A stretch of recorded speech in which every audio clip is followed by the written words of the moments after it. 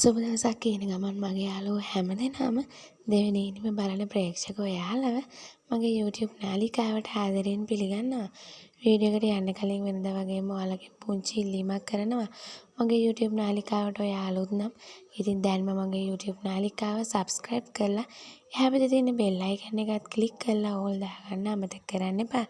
ඉතින් එහෙම වුණොත් තමයි ඔයාලට මම දාන වීඩියෝ වල ළඟටම එසනින් ගෙන ගන්න පුළුවන් වෙන්නේ. එහෙනම් යාළුවනේ වැඩි කතා නැතුව යමු අපි වීඩියෝ එකට. ඔයාලා ගිය එපිසෝඩ් එක බැලුවා නම් දකින්න ඇති. ශාමින් ආපහු සමරකෝණ අම්බෙන්න ඇවිල්ලා ඉන්නවා මේනකගේ ඔෆිස් එකට. මෙතනදී මේනකට නම් ගොඩක් තරහ යනවා. මොකද ශාමින් බොරු කරනවා කියලා මේනක දන්නවා. ඒ වගේම තමයි සමරකෝණොත්. සමරකෝණ ලෑස්ති වෙන්නේ කපටි කමින් ශාමින් ලවා ටීෂාව ගෙන්න ගන්න.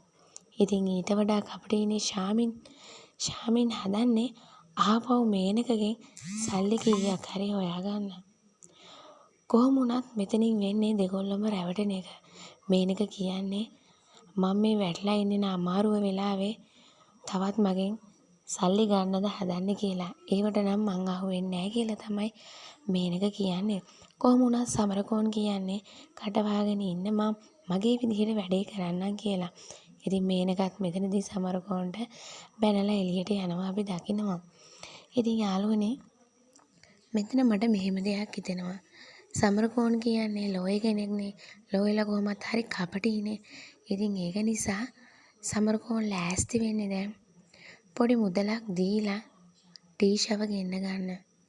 පස්සේ ඉතින් ටීෂාට මොනව කරයිද කියලා ඉදිරියේදී අපි බලමු.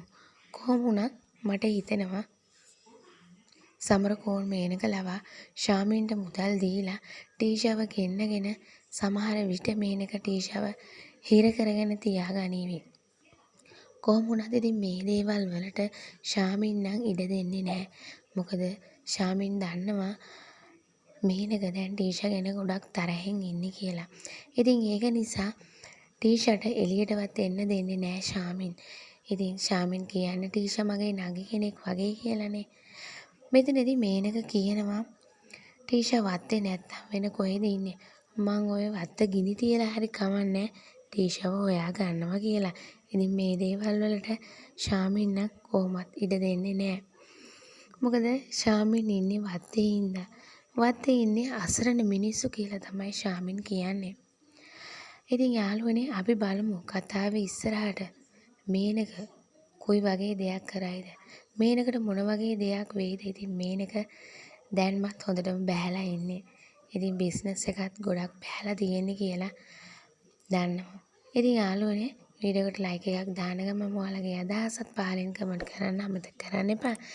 එහෙනම් යාළුවනේ තවත් වීඩියෝ එකක් අරන් එනකන් ගිහින් එන්නම්. ඔයාලා හැම දිනාටම සුබ දවසක්.